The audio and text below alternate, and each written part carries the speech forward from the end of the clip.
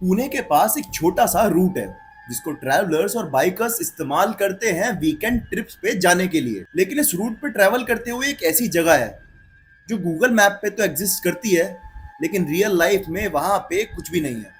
और उसको लोग कहते हैं द फॉरगॉटन विलेज। शुरू में लोगों को सिर्फ ये लगा कि ये एक ग्लिच है, लेकिन बाद में जब लोगों ने उस गूगल मैप की लोकेशन पे जाना शुरू किया, दे गॉट टू नो कि वहां पे जाके आप एक अलग दुनिया में पहुंच जाते हो और वहां से वापस लौटना बहुत ज्यादा मुश्किल होता है। और सबसे भयानक बात, वहां पे आपको सिर्फ एक ही आवाज सुनाई देती है, किसी के बहुत गहरी गहरी तरीके से सांस लेने की आवाज। कहानी शुरू होती है 2018 के अक्टूबर से, जहां पे राघव, कुणाल और अमन एक वीकेंड राइड प्लान करते हैं। इनका प्लान तो सुबह निकलने का होता है, लेकिन निकलते निकलते इनको रात हो जाती है और इनको जाना होता है लोनावला के पास। जैसे ही ये हाईवे पे यू टर्न लेते हैं, तुरंत सूरज ढल जाता है और बिल्कुल अंधेरी रात होने लगती है। और गूगल मैप इन्हें फिर एक रास्ता दिखाता है जो एक गांव के बीच में से होकर निकल रहा होता है और इन्हें दूसरे हाईवे पे कनेक्ट कर रहा होता है। और गूगल मैप्स पे साफ लिखा होता है उस गांव का नाम, निर्मलवाड़ी विलेज। लेकिन एक बात बहुत ज्यादा अजीब थी। जब यहाँ के लोकल से पूछा गया कि ये गांव कहाँ है, क्या है, तो लोकल्स ने साफ इनकार कर दिया कि यहाँ पे कोई ऐसा गांव ही नहीं है। वो तीनों दोस्त हंसने लगते हैं। वो सोचते हैं लोकल्स को शायद कुछ पता ही नहीं है।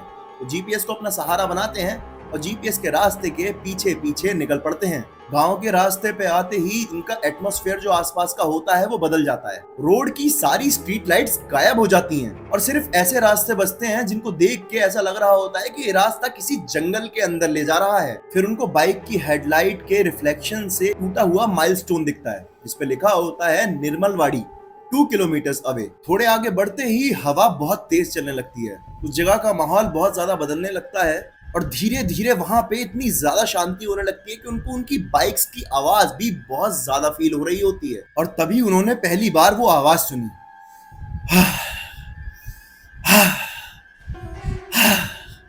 जैसे कोई उनके बहुत पास खड़ा होके सांस ले रहा हो। अचानक से उनकी बाइक्स की लाइट भी काम करना बंद कर देती हैं, कभी जलती हैं तो कभी बंद हो जाती हैं।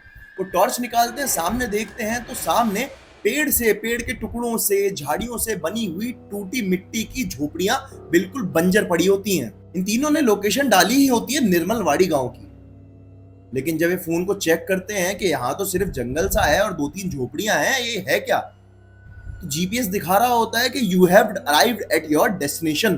गांव पूरी तरह वीरान और खाली था, लेकिन गांव के अंदर देख के ऐसा महसूस हो रहा था जैसे अभी अभी इस गांव के अंदर कुछ लोग रहते हैं और अभी गए हो। उन घरों के अंदर चूल्हे थे, चूल्हों के अंदर गर्म राख थी, जैसे अभी किसी ने खाना बनाया हो। पेड़ के ऊपर एक लाल दुपट्टा लटका हुआ था और जमीन पे फ्रेश पैरों के निशान थे, जैसे अभी अभी कोई इस मिट्टी में से निकल के गया हो। तभी राघव कहता है कि यार मुझे ऐसा लग रहा है यहाँ पे शायद कोई रहता है। इतने में उन तीनों को उस घर के अंदर से आवाज आनी शुरू होती है, जिससे कि उस घर के दरवाजे के पीछे खड़े होके बहुत गहरी गहरी सांसें ले रहा हो। राघव थोड़ा सा घबरा जाता है, लेकिन अमन नहीं घबराता। अमन थोड़ी सी हिम्मत इकट्ठी करता है और घर के अंदर टॉर्च मारता है, देखने की कोशिश करता है कि घर के अंदर कौन खड़ा है। लेकिन जब वो देखता है तो घर तो एकदम खाली और वीरान था। लेकिन उसी वक्त उनकी जीपीएस की स्क्रीन ब्लिंक करने लगती है। फोन अचानक से ऐसा हो जाता है जैसे फोन को कोई और कंट्रोल कर रहा हो और उनकी स्क्रीन पे लिखा आता है, stay, don't leave, you belong here. तीनों उस चीज को देख के बहुत ज्यादा पैनिक करने लगते हैं, बहुत ज्यादा घबरा जाते हैं। उनको डर भी बहुत ज्यादा लग रहा होता है और 2-3 चीजें उनके दिमाग में आ रही होती हैं। एक तो हम ऐसे जंगल जैसे एरिया में हैं, कोई हमारे साथ लूटपाट ना कर ले, हमारी बाइक्स ना छीन ले, हमारे पैसे ना छीन ले, हमारे फोन्स ना छीन ले। दूसरा दिमाग में ये था अगर चलो कोई हमारा कुछ छीन भी लेता है तो हमें मार ना दे, से सब सामान चोरी करने के चक्कर में, पुलिस के डर से या कोई और रीजन की वजह से मार ना दे। यहाँ पे कोई ट्राइब्स ना रहते हो जो हमसे डर जाए और हम पे हमला कर दें। रात का समय हो रहा है, कोई जानवर ना आ जाए जो हमें खा जाए। मतलब ये बहुत ज्यादा डर रहे होते हैं। तीसरी चीज उनको वो सांस की आवाज, उससे तो वो बिल्कुल खौफ में आ जाते हैं, बिल्कुल डर जाते हैं, उनका दिमाग खराब हो जाता है। वो तीनों वहां से तुरंत बाइक मोड़ लेते हैं और वापस निकलने लगते हैं। लेकिन जैसे ही वो वापस निकलते हैं तो वो एक लूप में फंस जाते हैं। बार बार वो एक ही जगह का चक्कर काट रहे होते हैं, वही सेम माइलस्टोन, वही सेम जंगल का रास्ता, वही सेम झोपड़ियां। ऐसा लगता है वो घूम फिर के उसी लोकेशन पे वापस पहुंच रहे हैं। अमन तुरंत चिल्ला के बोलता है कि भाई हम फंस गए हैं, हम किसी लूप में बहुत बुरी तरह फंस गए हैं। तभी राघव देखता है कि उस झोपड़ी के बगल में पेड़ से लटका हुआ एक झूला है जो अपने आप हिल रहा है, जैसे उस पे कोई झूल रहा हो। और वहां उस टाइम पे कोई हवा भी नहीं चल रही थी, और उस झूले के ऊपर जो लकड़ी का टुकड़ा लगा हुआ था वो भी बहुत भारी था। तो ऐसा भी नहीं हो सकता कि कितनी ही तेज हवा चले वो लकड़ी के टुकड़ा इतने फ्लो में नहीं झूल सकता था। उसको देख के यही महसूस हो रहा था जैसे कोई उन्हें दिखाई ना दे रहा हो लेकिन उस झूले पे झूल रहा हो। लेकिन वो तुरंत बाइक पे बैठ जाते हैं। वो कहते हैं भाई रोकना नहीं है, कोई ना कोई रास्ता मिल जाएगा, हम यहाँ से निकल जाएंगे, हम यहाँ से बच जाएंगे। राघव टेंशन मत ले, अमन बोलता है। अमन ऐसा, यार मैं क्या करूं यार, बस बच जाए हम यार, कैसे भी यहाँ से निकल जाएं।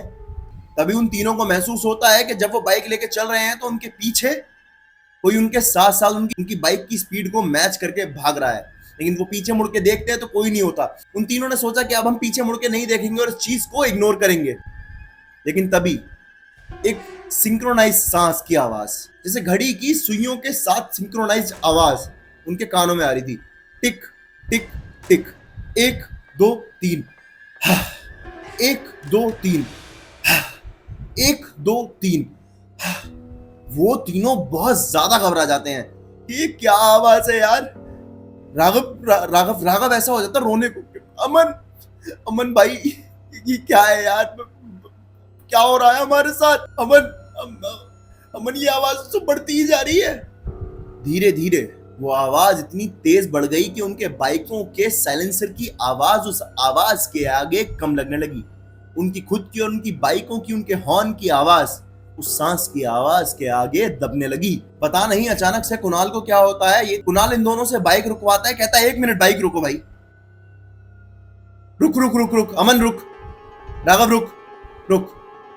ये दोनों पूछते हैं कि कुणाल क्या हुआ। तो कुणाल कहता है कुछ नहीं, 1 सेकंड तुम रुको।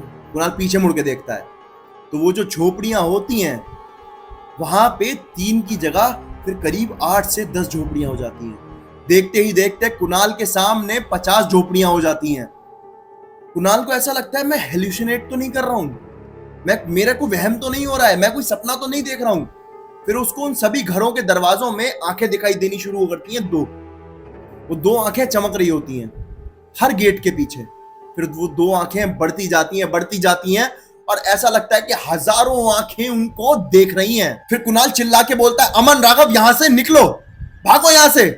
वो जीपीएस वीपीएस सब कुछ छोड़ते हैं, बाइक को स्टार्ट करते हैं, बिल्कुल एक्सीलरेट करते हैं जोर से, हूं करते हुए जंगल में बाइक को भगाते रहते हैं। कभी राइट कभी लेफ्ट, हर डायरेक्शन में बाइक चल रही होती है। लेकिन उनकी बाइक के पीछे ऐसा लग रहा होता है कोई आदमी बहुत जोर से भाग रहा है और उसकी सांसों की आवाज इनके कानों में बहुत जोर जोर से आ रही है और वो आवाज वक्त के साथ बढ़ती ही जा रही है। एक समय तो ऐसा आया कि इनको अपनी आवाज, अपनी बाइक की आवाज, सारी आवाजें आनी बंद हो गई और इन्हें सिर्फ उस सांसों की आवाज आ रही थी। लेकिन फाइनली वो एक शार्प टर्न के बाद सीधे हाईवे पे आके लग जाते हैं। हाईवे पे आने के बाद उनकी सांस में सांस आती है और वो जो पीछे आवाजें आ रही थी भयानक सी, वो आवाजें भी आनी बंद हो जाती हैं। जब वो पीछे मुड़ के देखते हैं तो वहां पे अभी भी उन्हें एक साइन बोर्ड नजर आ रहा था, निर्मलवाड़ी गांव 1 किलोमीटर अवे। फिर अचानक से उनके फोन की स्क्रीन ब्लिंक करने लगती है और ऐसा लगने लगता है कि फोन दोबारा कोई चला रहा है। फिर उनके फोन की स्क्रीन पे लिखा आता है you escape today but this village will never forget you. तीनों जैसे तैसे वापस पुणे आ जाते हैं। तीनों की हालत खराब होती है। उसके बाद इन तीनों की अलग अलग जॉब्स लग जाती हैं, अलग अलग शहरों में बस जाते हैं। लेकिन 2 साल के अंदर ही राघव और अमन की अलग अलग एक्सीडेंट्स में डेथ हो जाती है और बचता है सिर्फ कुणाल। और आज भी कुणाल यही क्लेम करता है कि जब वो रात में सोता है तो कभी कभी उसके कानों में ऐसा लगता है, उसके कान के बिल्कुल करीब आके किसी ने पास आके बड़ी गहरी गहरी सांसों की आवाज ली। वही सांसों की आवाज जो उसने पहली बार उस जंगल, उस गांव, उस जगह पे सुनी थी जहां वो गलती से तीनों पहुंच गए थे। क्या आप हिम्मत करोगे किसी ऐसे गांव के रास्ते पे जाने की? कमेंट में जरूर बताना। अगर आपकी ऐसी कोई कहानी है तो द ओनली नकुल करके मेरा पेज है इंस्टाग्राम पे, आप अपनी कहानी मुझे वहां भेज सकते हो। आप मुझे कमेंट सेक्शन में बता सकते हो इस वीडियो के, इवन आप मेरे को मेल भी कर सकते हो। अब कमेंट में जरूर बताना ये वीडियो आपको कैसी लगी। अब मिलते हैं कल किसी और नई वीडियो में, किसी और नई स्टोरी के साथ। तब तक के लिए मेरे पेज को सब्सक्राइब कर दो ताकि मेरा मोटिवेशन बना रहे और मैं आपके लिए ऐसा अच्छा इंटरेस्टिंग कंटेंट लाता रहूं।